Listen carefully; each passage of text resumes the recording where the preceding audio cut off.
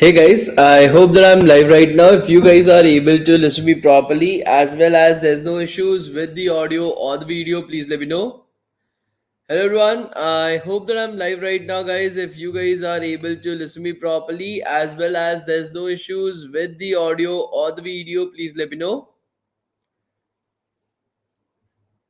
No issues with the audio or the video, guys, right?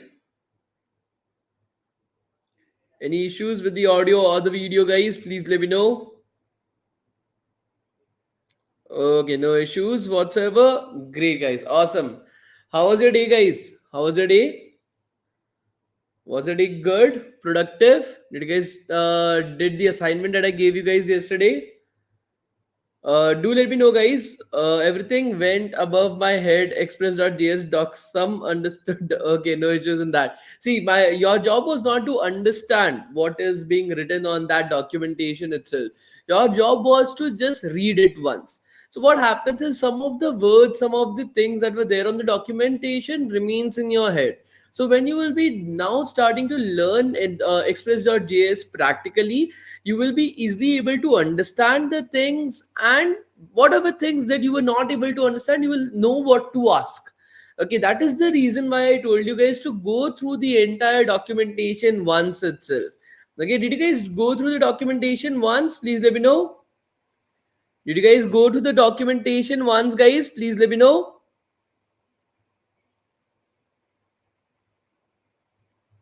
Okay, good guys. Awesome, awesome. So today onwards, we'll start with express.js practically. Now, the very first question that I'm having for you guys is that what is express.js, guys? Could you guys let me know? What is express.js? Could you guys let me know? Like, one thing that I think so many of you guys, without even understanding or reading through the documentation, will be able to have is that Express.js is nothing else but just a node package, right? Just like the inbuilt packages that we learned about, like your file system package or the package that we downloaded for npm, that is your supervillains package.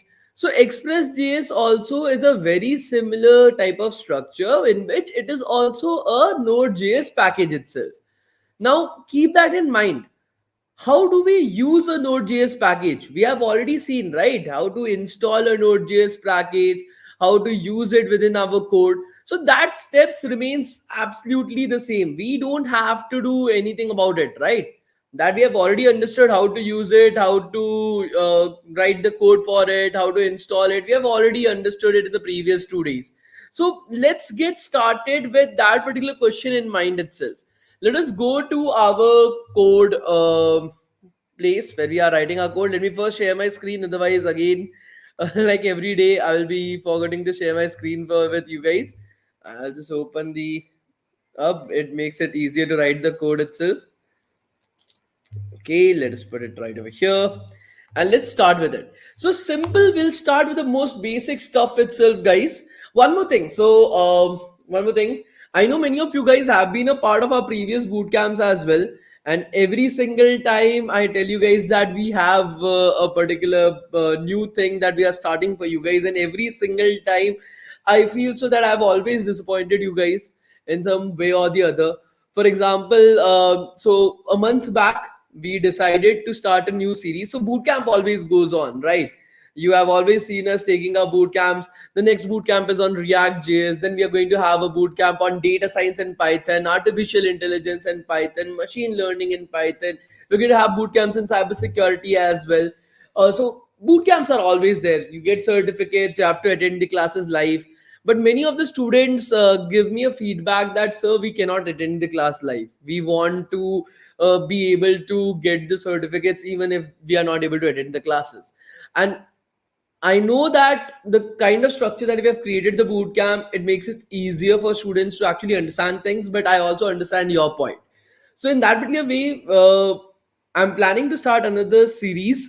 Now this series will be conducted right now once a month itself. We are going to start with the very first series on HTML, CSS, JavaScript crash course that we are going to start.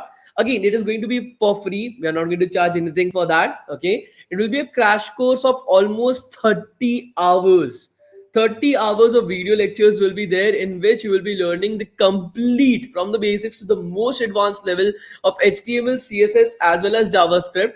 We'll be accompanying it with more than 5 different projects. You will be having a Zomato clone, you will be having a Netflix clone, the login page, the landing page, the Netflix home page itself.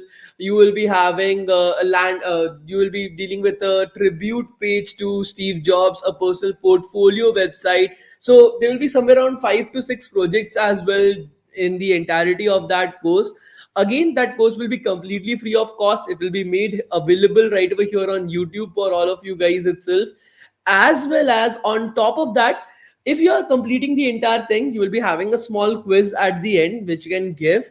And that quiz won't be like something that you can easily Google off. Okay, it won't be something like, okay, what is the tag that you use for creating a paragraph? No, it won't be like that. It will be like, what is the example that we use to make you guys understand the paragraph tag? So if you have not seen the entire course, you will not be able to answer the question because it will not be available on YouTube itself. So we'll create the program in such a way, and once you have given the quiz after ending the entire program, you will also be given the certificates associated with that course. That is the Google, Amazon, and the DevTown certificates directly on your email ID. So this is something that we are starting to do, I think so, by the end of this month. And every single month we'll be releasing one crash course like this of 25 hours, 30 hours crash course, which will teach you everything end to end from the basics to the most advanced levels. So I wanted a feedback on this from you guys. Do you guys like the idea or not?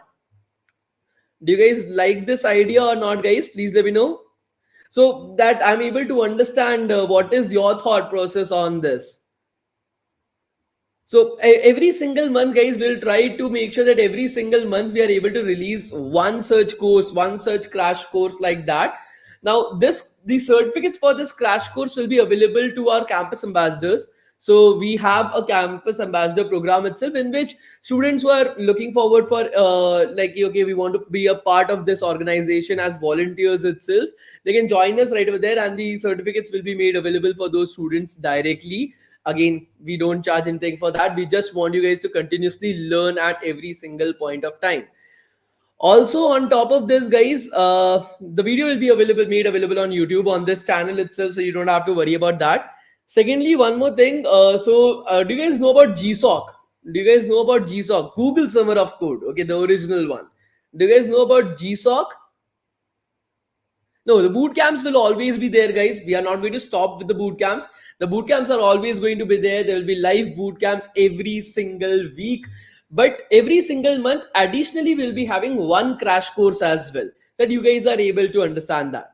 So, if you guys don't know, GSOC or Google Summer of Code is one of the biggest open source events that are held throughout the entire world. And many of you guys, I think so, you should start preparing for it. If you are selected in Google Summer of Code, you will be given somewhere around $3,000 as in stipend, as well as it is organized by Google. So of course, it's just like an internship that you're doing with Google itself. Many of our students have been selected for that. And the preparation for Google, so if you are aiming to give Google Summer of Code in 2024, that is next year, you will have to start preparing for it right now itself. So this is the right time. So actually the 2023 Google Summer of Code is going to start in 1 month.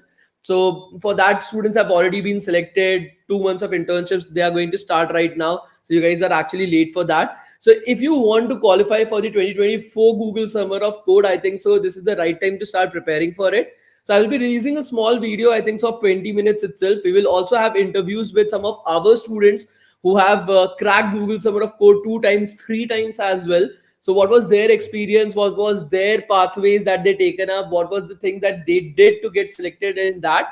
Along with what is my opinion about it, how to go further, what should be your pathway, what should be the roadmap of preparing for it.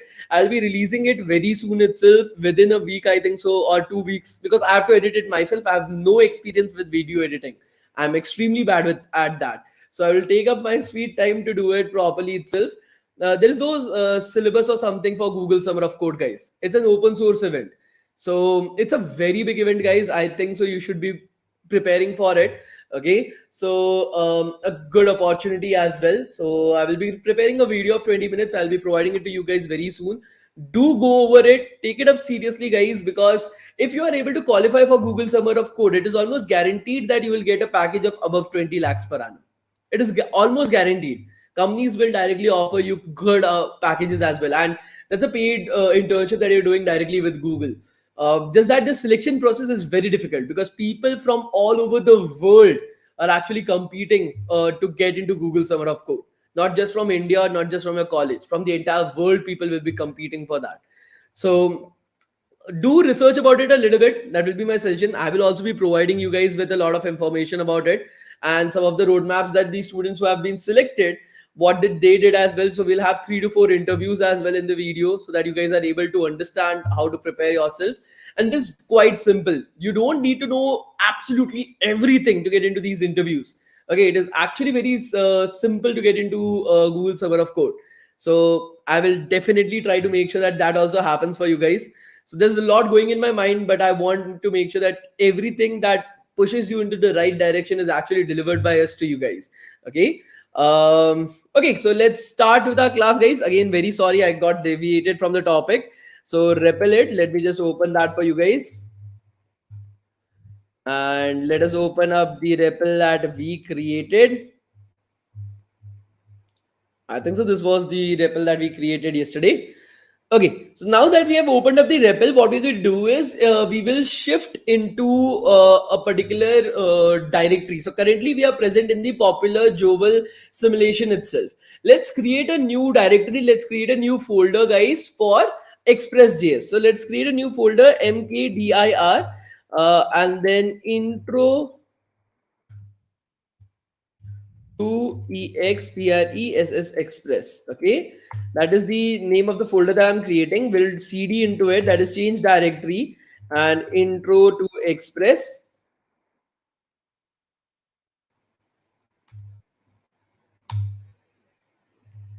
Intro to express. Once we have entered into intro to express itself, guys, what is the first thing? So here this is a new folder that we have created, guys. This is the new folder that we have created, intro to express folder. We are currently present inside of this folder. This is where we are going to start writing our code for express.js, just to make sure that everything is well organized itself. Now, what is the first thing that we need to do right over here, guys? Once we have created a folder, we are currently present in that folder. What is the first thing that we need to do? Can you guys let me know? What is the first thing that we need to do? Where is my phone? I wanted to open. Okay, give me a second, guys. I'll bring my phone so that I'm able to see your chat. Otherwise, I will not be able to see that. Give me a second.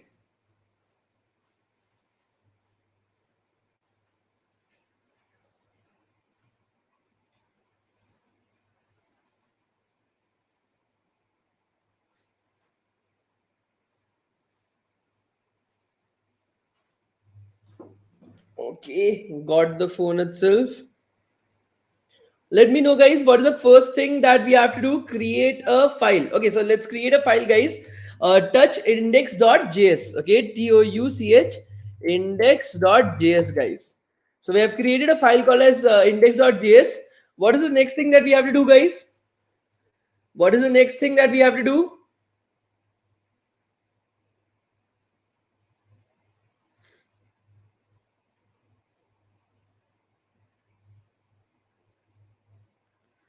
npm init. Very good, Sanjay. I love you, Sanjay. Very good. So npm init, that is initializing npm itself, guys. Let us initialize npm. Intro to express, package name, version, description. This is an intro to express js.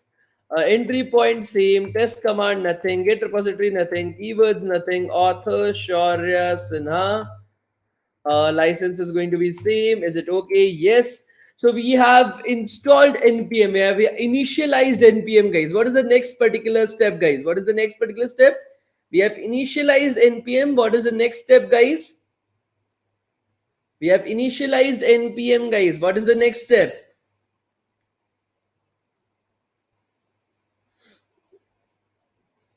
We have to install express. Now to install express, like I already said to you guys, we will always check up npmjs.com.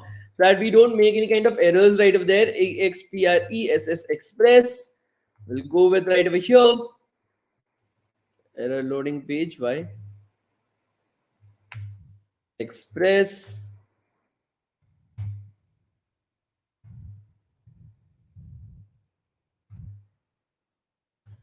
npm.js exp express.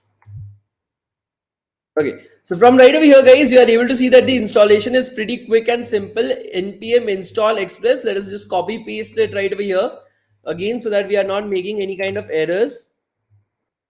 Right click, paste as plain text.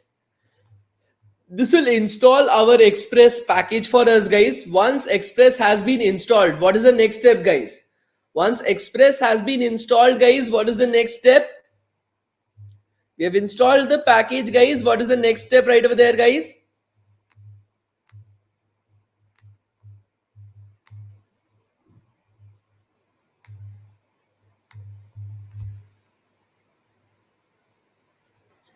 We will require the express package. We'll tell JavaScript that, dude, we require this package for us to use. Very simple line of code, guys. Var express express is equals to require require express express express. Okay, simple code. Now, one thing that you need to understand about this express package is that it works a little bit different than your normal packages that we have seen up till this point of time.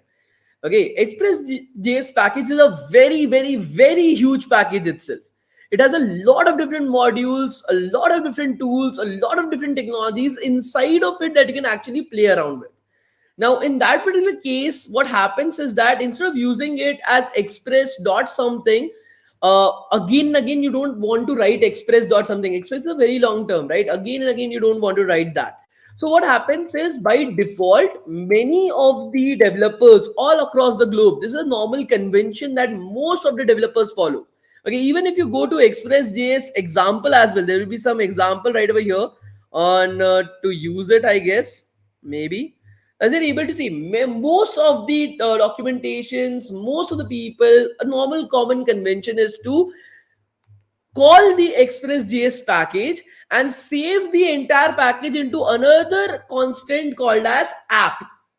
Instead of writing Express.js, so why var instead of, okay, that was a mistake, guys. Const, thank you so much for pointing that out. Const express is going to require express. Okay, now that package is currently present inside of this express. Okay, now we want to call that entire package. Everything present in that package we want to bring into our code itself.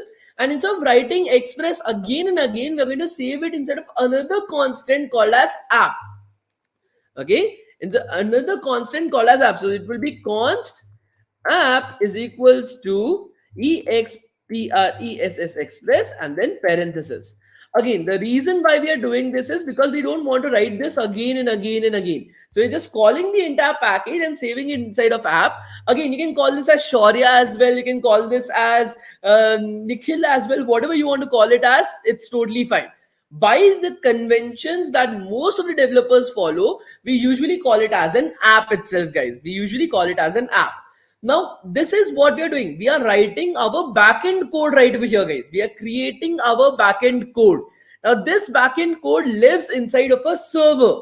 So what happens? Again, a server is just a machine. Okay, a server is just a machine, guys. And this is just a backend code. Now, this backend code actually helps the entire backend to function.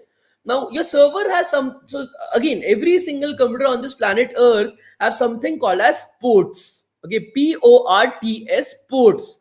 Think about these ports as just like a docking port itself. Okay, a shipyard wherein the ships are able to come, they are able to park themselves, they are able to load, unload, so they are able to give the particular thing that is present on the ship. They are able to take some more things, put it on the ship itself, and then they go on their own route. Right? In a similar manner, your computers as well have a lot of ports that are there, guys. Okay, a lot of ports that are there inside of our own computer.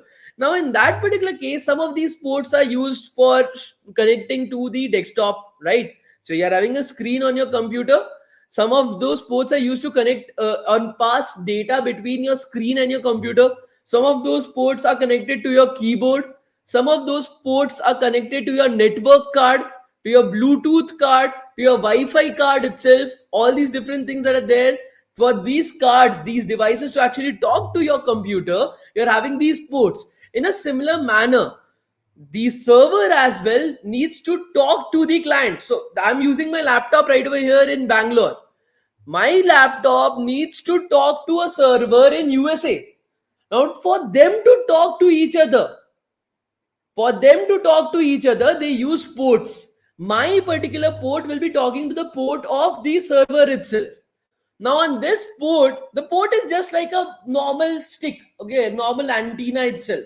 Now somebody should be, so there is a phone in your room, okay, there's a phone in your room. For you to be able to talk to somebody, there should be a particular person who is sitting right over here, picking up the phone and actually talking, right? Just keeping a phone in an empty room is of no use. Think about it. Just keeping a phone in an empty room is of no use to us. You need to have a person, right, to pick up the phone and actually talk. In a similar manner, right over here as well, the backend code that we are writing through Express, it needs to continuously listen for any kind of communication that is happening on that particular port. Our backend code, that is Express.js, should be able to listen to any kind of changes, any kind of communication that is happening on our port itself. Are you guys able to understand this? Please let me know. Are you guys able to understand this, guys? Please let me know. Okay, I made an error right over here, guys. This should be a small a. Please do remember, when you're creating a variable or a constant inside of JavaScript, it should always be all small letters itself. Please not use capital letters. You can use, there's no issues, you can use right over there. But usually a convention says that usually you use all small letters itself. So we'll ask our app to listen on the port. So every port can actually be like mentioned. So you can so for example, who am I? My name is Shaurya Sinha. So how can you identify a port? So every port has a number associated with it. Now again, like I said, there are multiple ports inside of a computer. Some of these ports are already in use, connected to the network card, connected to the Wi-Fi, Bluetooth card, connected to your keyboard, connected to your display. Some of them are actually already in use. So there are few free ports that are available. We are going to use the port 3000. Okay, again, you can use any port, but you shouldn't. You should also be using the exact same port as B, because you don't know if the port is already in use or not. There are some ports like the port 8080, the port 3000, the port 8000 itself, which are already free, which will always be free. So do not use any ports, otherwise they will be in use and then your system might hang or something like that. So always use the port 3000. That is my advice to you guys. Okay, so we are asking our app to listen on the port 3000. Let's do one thing, guys. Let us save this code and let us run this code right now. So we'll go to shell and we'll run this code. So node index.js. So as you're able to see right over here, guys, it feels as if our backend has hanged. Are you guys able to see this? It feels as if our backend has hanged right over here. We are able to open up the website. So this is the website. I've opened it up in a new tab itself. You're getting cannot get /. So this is the front end, guys. This is the front end of the backend that we actually created right now. As you're able to see, we are getting something called as cannot get /. We'll try to understand why this error is coming to our screen, guys.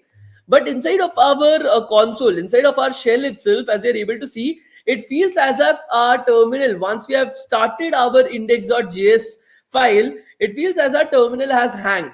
The reason for that is it is continuously under. So if this code is run only once, if this entire code is run only once, then it will only listen for just one particular instance and then it will close. Your backend code needs to continuously run. Please try to understand this. Your backend code needs to continuously run. It can never stop. That is the reason why once you start this particular program, it feels as if our terminal has hanged right over there.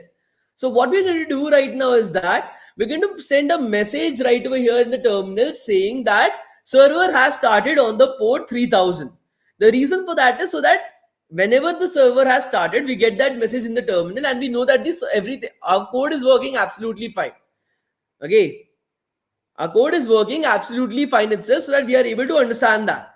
So what we need to do is, we have learned about functions, right? Do you guys remember? We have learned about functions right over there, guys. Please let me know. So now that we have learned about functions, there's something called as an anonymous callback function. Okay, there's something called as an anonymous callback function. Now, why does function actually exist?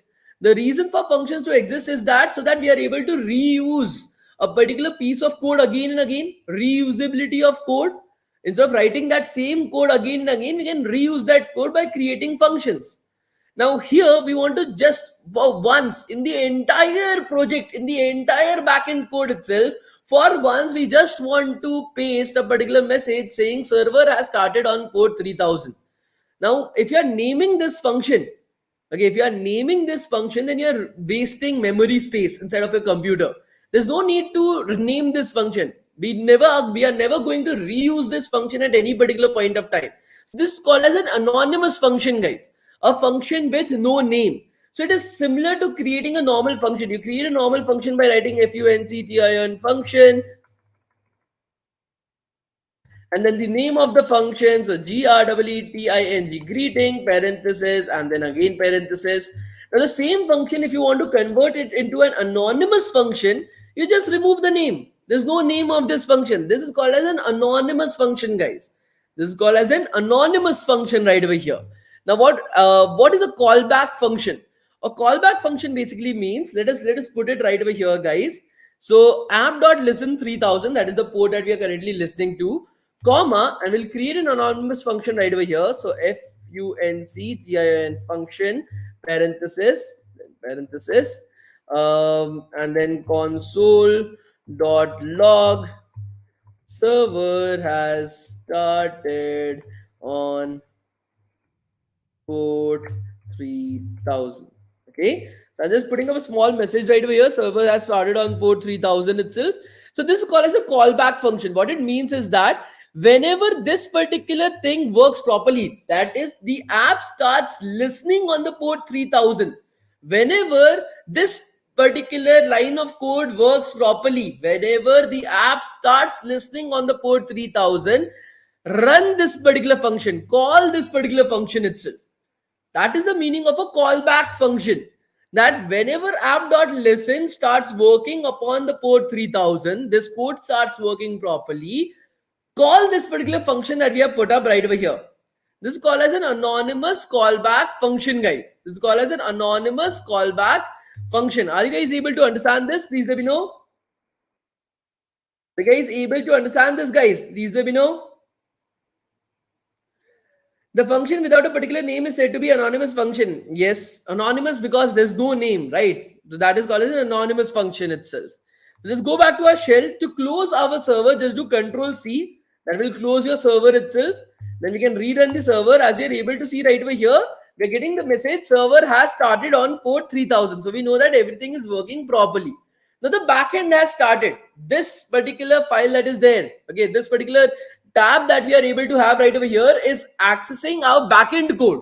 We are now developers. We are accessing our backend code right over here, guys. When we go on this particular website, this is our client side. That is the user that is trying to access the website for which we are creating the backend itself.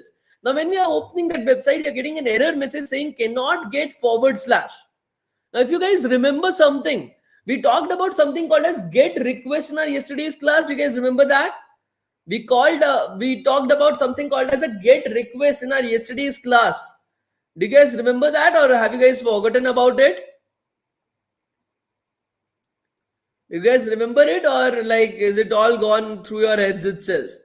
So whenever a particular person or user is trying to access a website, we send a get request to our server. So whenever we are trying to reload this particular website itself, we send a get request to the port 3000 of our server to get the HTML, CSS, JavaScript files, or to get the data to showcase something on our website.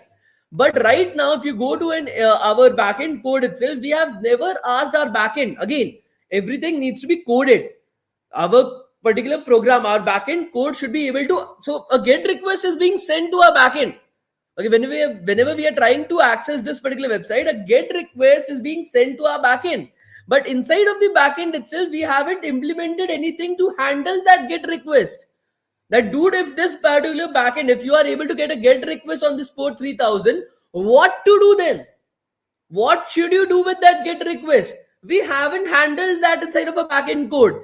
Hence, we are getting this error message that we cannot get anything at the forward slash location of your website.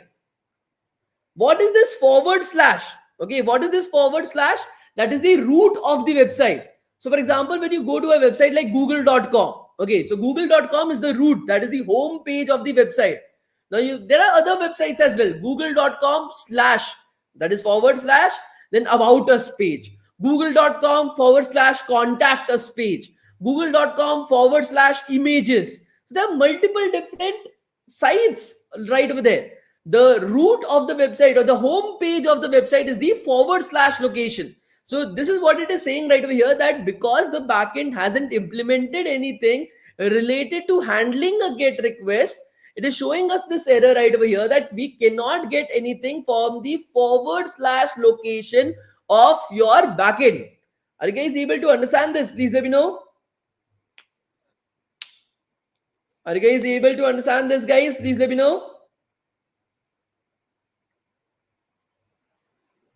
So what we need to do is we need to implement the ability for our backend to handle this GET request. That, dude, what to do if you're getting a GET request? Okay, that is what we need to handle right now. Before we are able to move further, again, there will be 2 attendances in today's class. Okay, there will be 2 attendances in today's class, guys. Any one of the attendances, if you are missing, there will be 0 attendance for you in today's class. I'm going to give you guys the attendance link right now. So the attendance link, I'm putting it up in the live chat. The attendance will be closed exactly at 9:52. We're going to continue with our class, guys. We're going to continue with our class. The class is not going to get closed. Okay, there are going to be 2 attendances in today's class. The attendance link will be closed exactly at 9:52. So please start filling up your attendance right now. Okay, please start filling up the attendance right now, guys. The attendance will be closed exactly at 9:52, guys. The attendance will be closed exactly at 9:52. Please start filling up your attendance.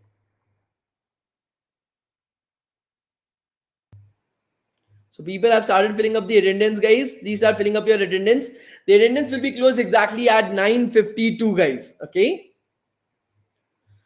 And then we'll continue with our class, guys. We're going to see how to handle the GET request. We are going to see the other things as well. You don't have to worry. Please start filling up your attendance. 8:52. Sorry. Yes. Thank you so much, Anshu Singh. 8:52, the attendance will be closed. Okay. At 8:52, the attendance will be closed.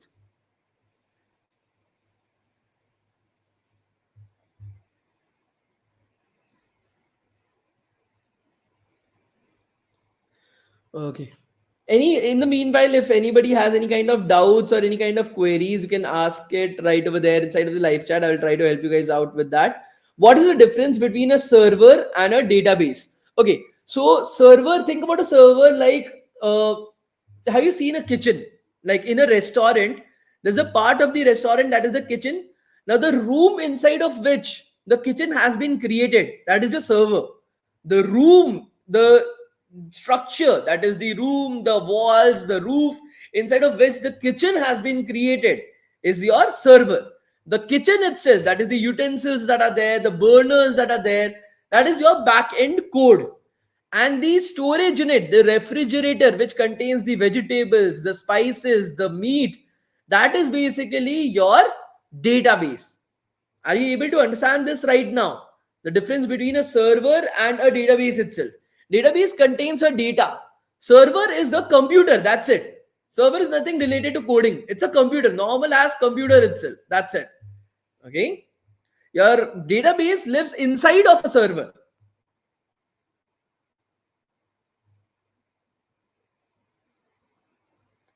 Eligibility criteria for GSOC. There is no eligibility criteria for GSOC. Everybody is eligible for that.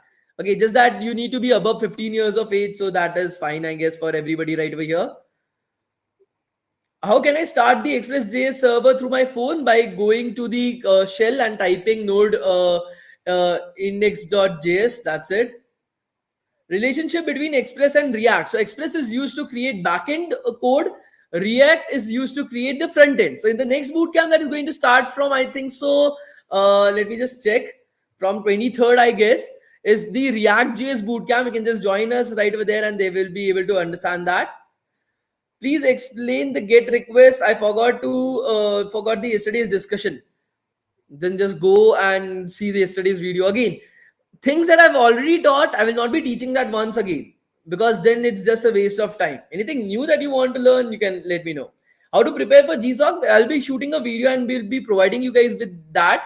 And you will be able to interact with people who have already cracked GSOC 2 to 3 times itself. So that will also be interesting for you guys, I think. So I hope so. Okay. So give the full crash course on Node.js and Express.js. Definitely in the future, I will definitely try to do that. Okay. Is Flask Microsoft framework also considered as backend? Yes, absolutely. What's the difference between full stack development with free crash course of HTML, CSS, JavaScript?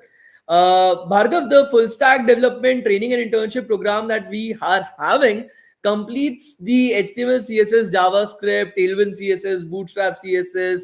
It completes front-end development with React.js, back-end development with Node.js, Express, MongoDB, RESTful APIs. It covers up the entirety of cloud computing, DevOps. It covers up how to integrate these technologies together. So, of course, that comes up with a lot of different things right over there. Okay.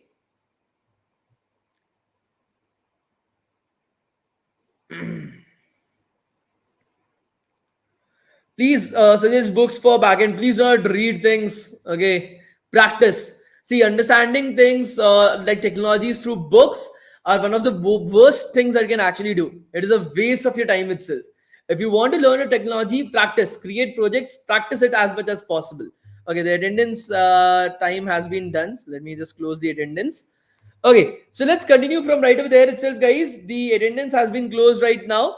The next thing that we want to do is to implement how to create the get request, how to make sure that our backend is able to handle a get request itself. We are not creating a get request. The get request is being sent to the server. We need to handle it by writing code. So doing that again is very simple. App.get. Okay. App.get. Now, where is this get request coming in at? Can you guys please let me know? Where is the where are we receiving this get request? At what location are we receiving this get request itself? Could you guys please let me know? At what location are we receiving this get request, guys? Could you guys please let me know? The forward slash location again cannot get the get request, cannot get forward slash location itself. We are receiving the get request at the forward slash location. Please try to understand this. We are receiving the get request at the forward slash location itself, guys. So whenever the app gets a get request at the forward slash location, what to do after that? So if the app is getting a forward slash, getting a get request at the forward slash location, then execute this anonymous callback function, function function. Okay, this function, this anonymous function is going to take in 2 arguments, guys. 2 parameters will be there: request, comma, response. Okay, now request is the get request. Okay, the get request that we are receiving at the forward slash location, that gets saved inside of something called as request, and the response that we want to send back, that is the res. Okay, these parameters that you are able to see right over here, guys, request is basically the get request that is coming from. So let us see what is contained inside of this get request. Okay, let us do a console.log of this request itself, guys. As simple as that. I'm just doing a console.log of this request, get request that we are receiving. Let us save this. Let us go into our shell. Okay, let us close our server. Let us restart the server itself. Let us go to our website. So as soon as I refresh this website, guys, as soon as I refresh this website, a get request is going to be sent to our backend. And because our backend is receiving this get request, we are going to console.log the entire request So instead of a console, we'll be able to see the entire request that is coming from the user to the backend. So let us see what request is coming to us. As you're able to see right now, there's nothing. Port server has started on port 3000. Let's go back to our website and refresh the page itself. And as you're able to see right over here, we'll go back to our, this is the entire request that is coming to us on our console, guys. This is what is contained inside of the request. As you're able to see, so much data is contained within our request, guys. It actually contains also some of the information about what kind of computer are we actually using. Okay, so I think so it will be somewhere here. If you actually go through this also helps you to understand a lot about if you are ever going into cybersecurity, this is something that you will have to learn a lot about.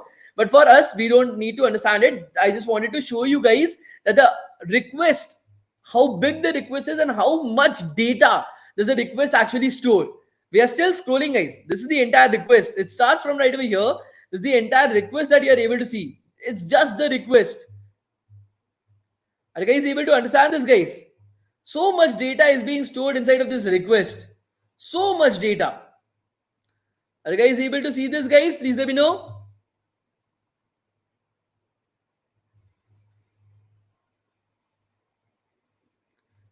Are you guys able to see this, guys? Please let me know. Yes?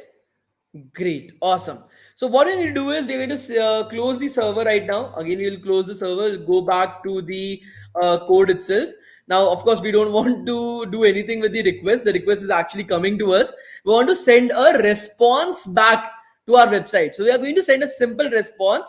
So res response dot send, send, send hello world. Okay, so we are going to send a response back to our user, hello world. As simple as that, guys. So response.send, this is the message that we want to send back to our user. We'll save this. We'll go back to the web, our code. We'll restart our code, guys. So node index.js. We'll go back to our website, refresh the page itself. As you're able to see, whatever message that we were sending, it's showing cannot get /, we are getting hello world printed on our screen.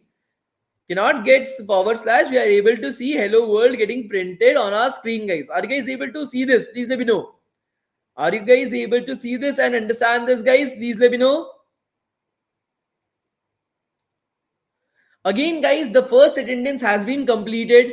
You already know me from the past 3 days. I have never opened up the attendance once again. It is not going to open up once again as well. There are going to be 2 attendances. So one more attendance I'm going to take up in today's class. But nevertheless, if you have missed out on the first attendance and you fill up the second attendance, you still get no attendance for today's class. You guys are not being on time is not my fault. So if you want your attendance, be in the class from the start itself. If you don't want your attendance, keep doing what you're doing. You're absolutely doing great. Okay, if you're here just for studying as well, it's absolutely fine, guys. Certificates are not important, knowledge is. Again, I'm reminding you guys, even if you don't get certificates, knowledge is very important. So that is up to you guys to figure out how you want to learn and how do you want to do things. But the attendance is already closed. And I'm not going to share the attendance once again. There's going to be a second attendance. But inside of the second attendance, if you have not filled up the first attendance, you fill up the second attendance, you still get 0 attendance for today's class. So don't waste your time filling up the second attendance. That will be my advice to you guys. Okay.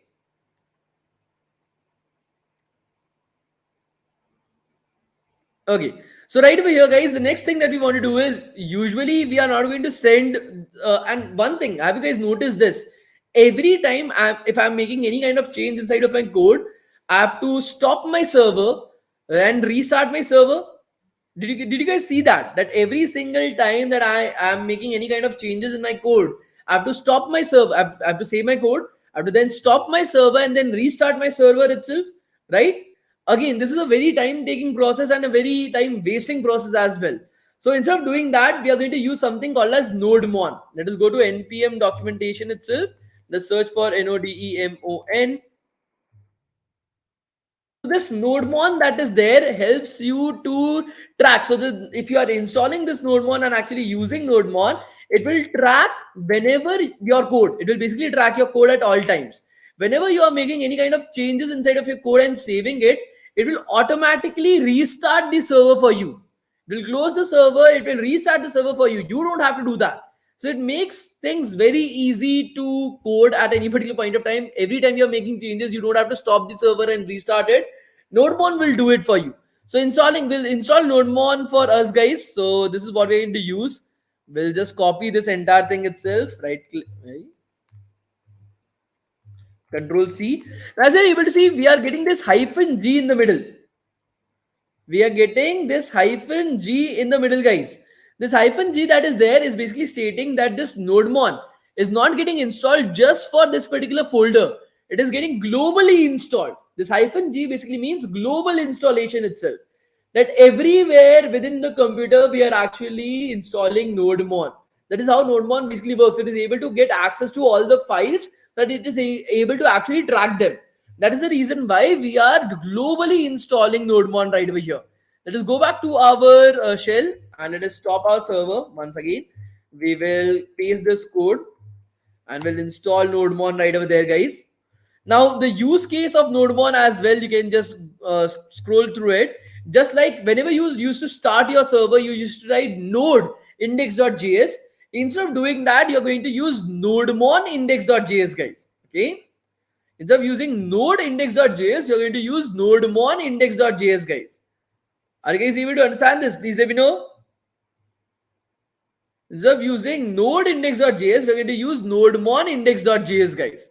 So once nodemon has been installed for us, we're going to use nodemon index.js. We'll run this. As you're able to see, our nodemon has started the server. So server has started on port 3000. So now nodemon is currently running our server. Now if we go to our server and make some changes, let's assume we want to create another page, guys. / about us page. Okay, / about about page, and we'll send a message. This is Shaurya Rakesh Sinha. Okay, full stop. So we have, as soon as I've saved my code, I've written this code. As soon as I've saved my code itself, okay, and we go back to our shell. As you're able to see, as soon as I've saved my code, restarting due to changes, starting node index.js, nodemon automatically automatically refreshes our server and starts our server on port 3000. We don't have to do anything. We don't have to close our server, restart it like before. Nodemon does that for us. As soon as any changes is happening inside of our code, Nodemon refreshes our server for us. So we don't have to come here again and again right now. Are you guys able to understand this, guys? Please let me know.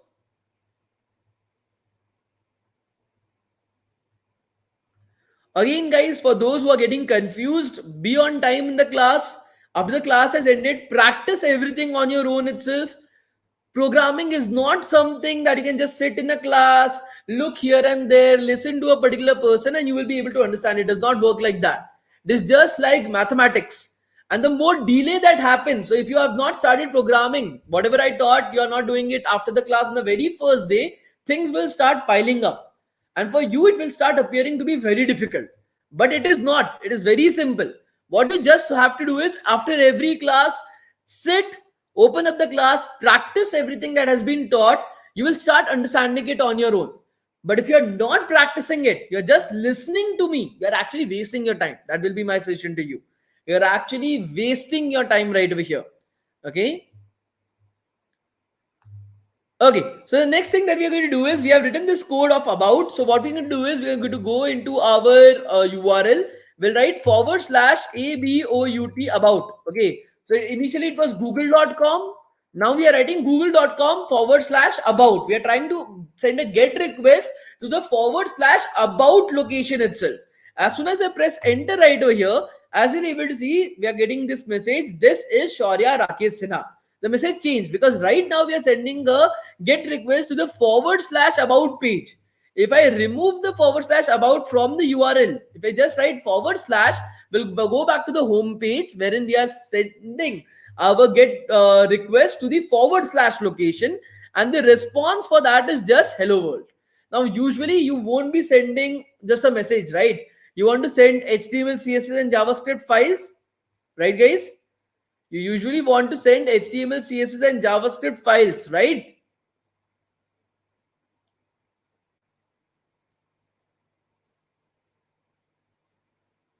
You are not going to send just a message. You want to send HTML, CSS, and JavaScript files. To do that, it is very simple. First of all, you never have to send CSS and JavaScript files, guys. You just have to send HTML file. If you have linked your, so there's a, if you have not learned HTML, CSS, JavaScript, we will be releasing crash course. You can definitely go through that. You will be able to understand that a browser only understands your HTML code. It does not understand CSS and JavaScript code itself. What happens right over there is if your HTML code is linked to a CSS and JavaScript file, then they also get sent along with that. So usually you just send your HTML file itself. So we'll create an HTML file right over here, guys. So we'll go into our shell. We'll close our server. We'll create a new file, touch index.html. So this is our HTML file itself, guys, index.html. And inside of that file, we'll create a small website. So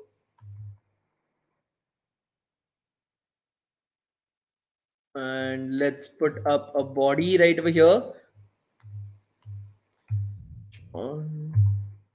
This is an HTML file. See. So I've just created a index.html file, guys, very quickly. And instead of sending this hello world, I want to send this file index.html. Okay, I want to send this file index.html, guys. Again, it is very simple. We'll be using response.send file. Response.send file, and then the name of the file, as simple as that, index.html. This is the file that I want to send. Okay, now as you will be able to see, this won't work for us.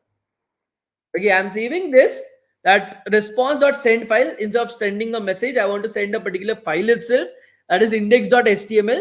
But this won't work for us in many of the cases. If I refresh this page right over here, as I able, okay, so the server hasn't been started. Let us restart our server once again.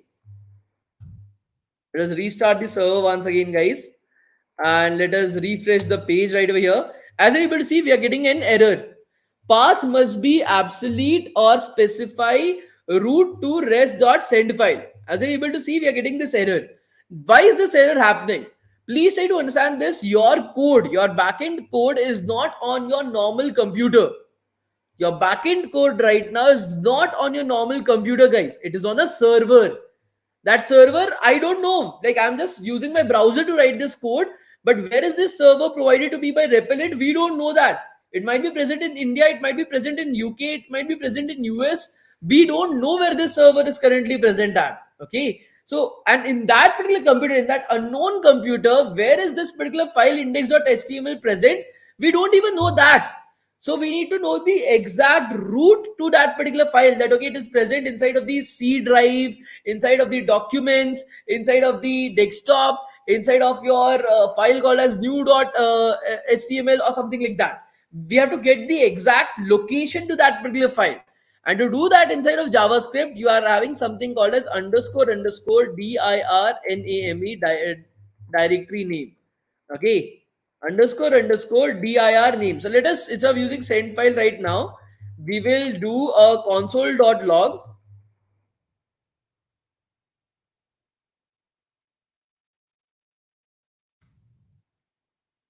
of __dir name directory name. So dir name basically means directory name, guys.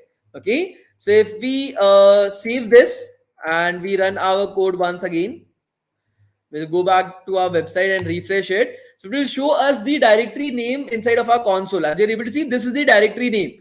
Inside of the home, inside of runner, inside of popular Jovel simulation, inside of intro dot hyphen to express, we are having our file index.html.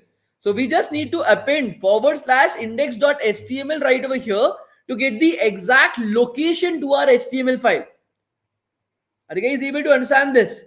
We have to put a /intro index.html inside of this. So this is what is contained inside of __dir name, guys. Basically, it is your directory. Where is this directory currently situated at? Your intro to Express, where is this directory currently situated at? And where is this file index.html? So just concatenate. So this is a string, guys. This is a string. So just concatenate /index.html at the end. And that is what we are doing right over here. So we are just doing that. Just remove this. /index.html. Now that we save it, we go back to our website and we rerun our code. Okay, so this is working fine. We refresh our code itself. As you're able to see right now, we are getting the HTML file being sent to our client. The user that is currently trying to access the website, it is getting sent the HTML file. Now you can actually download your very own HTML file as well, guys. So this is your assignment for today's class. A very simple assignment for today's class, guys. Just go on the internet, search for portfolio HTML code download.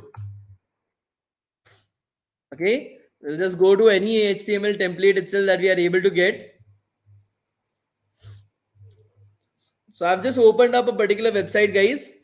Uh, any website that you like, I'm just going to go further with the very first website that I'm able to see. I'll just download that. Free download.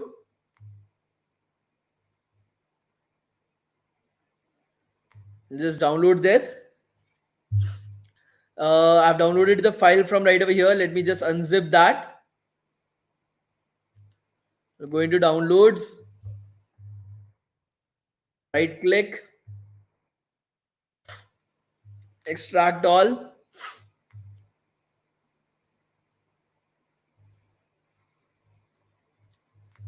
So I've extracted it right over here.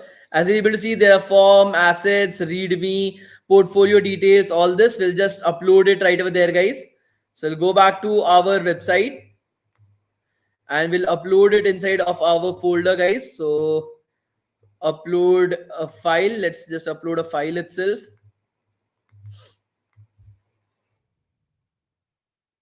Open.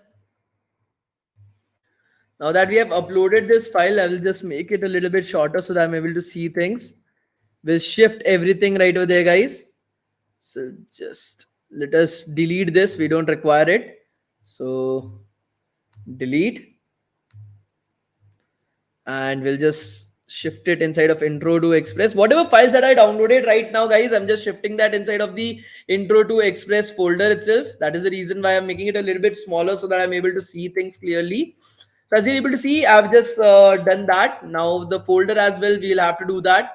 So let us see how we can do that. Upload folder, forms and assets, upload, upload.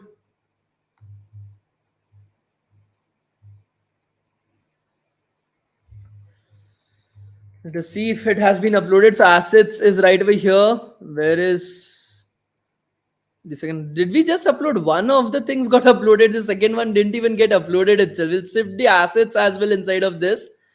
Okay, and we'll upload the folder as well. The folio forms, upload, upload. We'll shift the forms inside of intro to express as well. Okay, so for everything that we downloaded, we have put it inside of intro to express. We'll go back to our website. Let's see if everything is working fine or not. Okay, so the CSS has not been connected to it. So we'll have to make some changes inside of index.html to connect it to our CSS. Nevertheless, we'll see that. Assets slash style CSS as okay. So here we'll have to make some changes. Maybe dot slash. Will that work for us? No. So I think so we'll have to add the underscore dir name right over here. What we can do is we can copy that dir name from the shell. I think so we had it right over there, right? So we can just copy it from right over here, I guess. Control C. Oh, shit.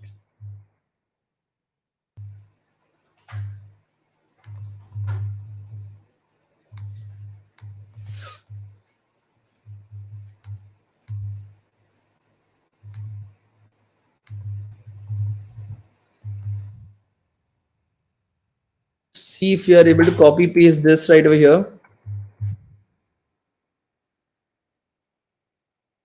See if this works for us.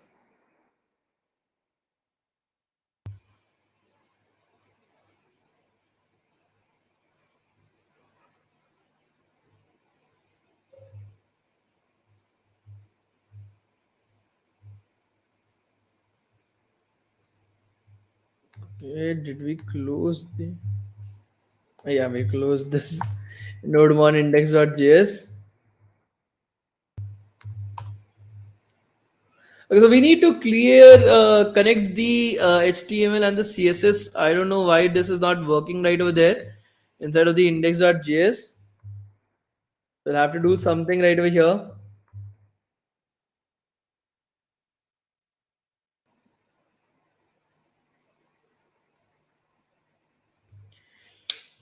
Hmm.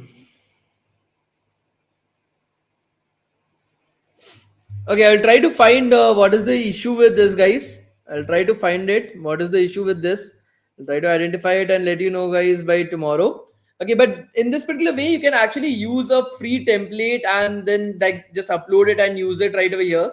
If you don't want to do that, CSS is not there in assets folder, right? Is that the case? Let me just check. If that's the case, then that's really sad for us. Yeah, the style.css is there. Let me just copy the path, maybe copy file path, maybe that works for us.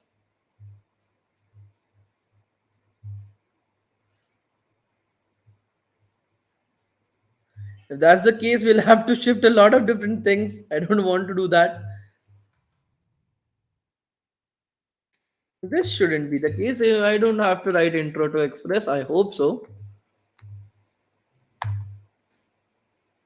Yeah, I'll see that tomorrow. I'll let you guys know what is the problem right over there. But as you're able to understand a little bit, just a little bit of tweaking things here and there, you can actually use the HTML, CSS, JavaScript of some other website to create your own portfolio website in less than a day.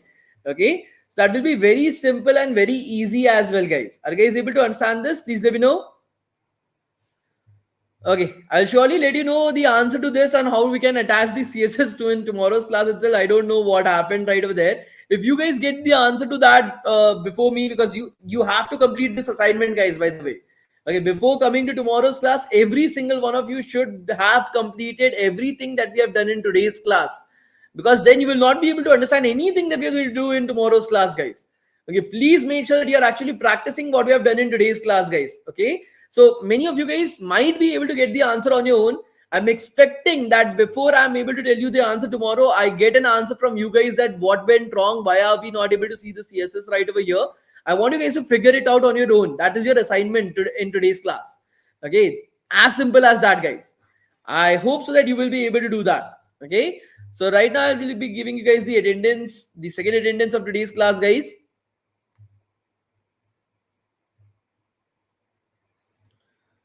The send file prompt right over here, guys, is underscore dir name plus / index.html. You can do it on your own as well. You can just scroll a little bit back to be able to see it.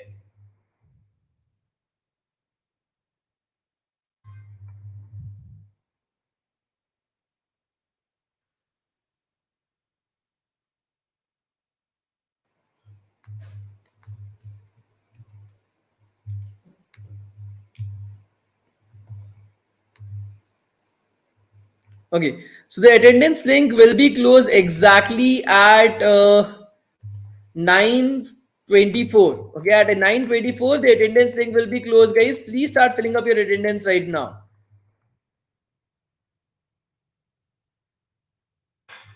The attendance link will be closed exactly at 9:24, guys. Please start filling up the attendance right now itself. The attendance link will be closed exactly at 9:24. Please start filling up the attendance right now. Okay, thank you so much, guys. We'll meet in tomorrow's class and we'll continue from right over there. Set an alarm for 9:24. Uh, Goldman Sachs is a little bit better than HP. That will be my suggestion to you. Thank you so much, guys. We'll meet in tomorrow's class. Thank you, guys. Bye, guys. Bye.